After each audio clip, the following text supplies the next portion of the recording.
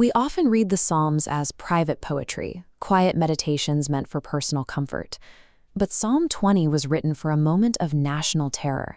It is a high-stakes pre-battle survival ritual, performed by a nation staring down annihilation. The text opens with a specific designation. To the leader, a psalm of David. The Lord answer you in the day of trouble. The name of the God of Jacob protect you. In the ancient Near East, a day of trouble was a distinct classification. It did not mean a difficult week or a standard hardship. It described a crisis so massive, a siege, a famine, a superior invading army, that a community literally could not survive it without external intervention. Biblical scholar Peter C. Craigie notes that this exact text was used as a formal act of worship in the sanctuary. It was recited mere moments before a king marched his army to war. Looking at this map of ancient Israel, the source of this pre-battle anxiety becomes obvious. The nation occupied a narrow stretch of land, constantly squeezed by massive, hostile empires like Assyria and Egypt. The threat of eradication was a geopolitical constant. To face these odds, the Israelites invoked what scholar Rolf A. Jacobson identifies as name theology. They prayed that the name of the God of Jacob would protect them. To the ancient mind, speaking the name of God was not casting a magic spell or clutching a talisman. It was an appeal to God's literal, active, saving presence. For Israel, military preparation and theological preparation were indistinguishable. Surviving a true crisis required acknowledging that physical reality is ultimately subject to a higher divine reality. The ritual continues with physical demonstrations of that belief. May He send you help from the sanctuary and give you support from Zion. May He remember all your offerings and regard with favor your burnt sacrifices. Selah. Zion was the specific hill in Jerusalem where the temple stood. The ancient Israelites understood this geographic location as the designated earthly contact point for heavenly power. This photograph shows the elevated, central position of that exact Temple Mount area within the ancient city walls. The help they needed was expected to flow outward from this specific sanctuary. Before leaving the sanctuary for the battlefield, the king presented burnt sacrifices.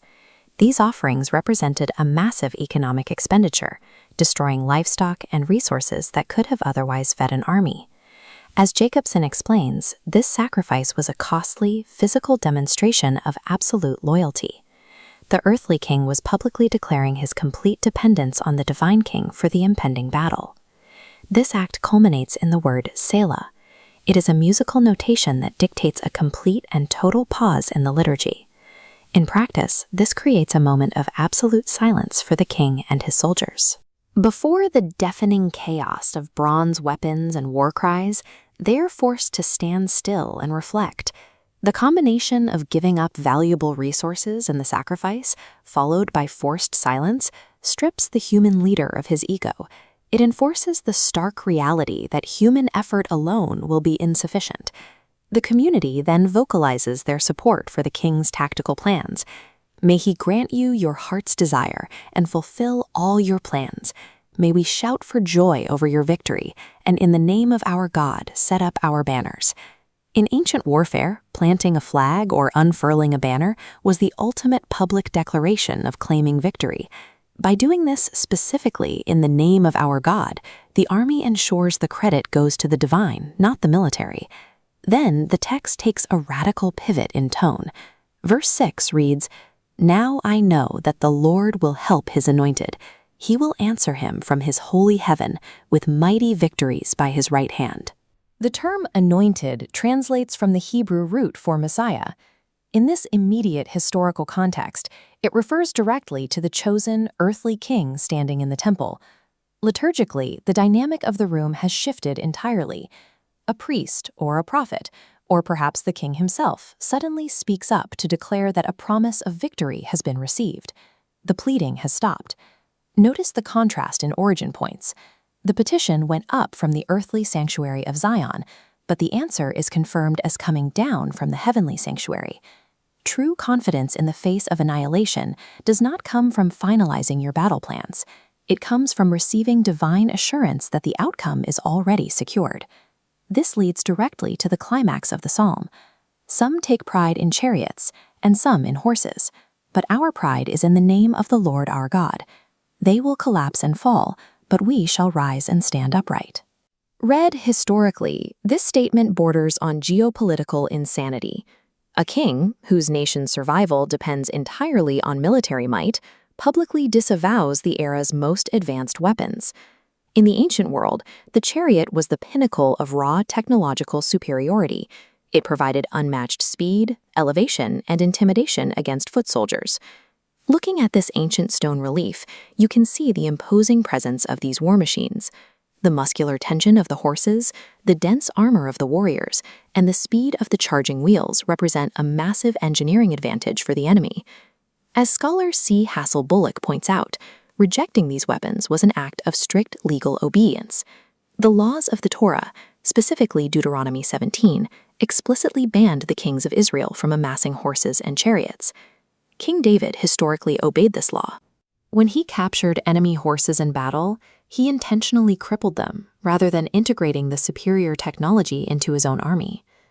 Theologian Walter Brueggemann notes that this psalm operates as a bold educational statement on divine providence. It teaches the community exactly where true power resides. Verse 8 outlines the inevitable result.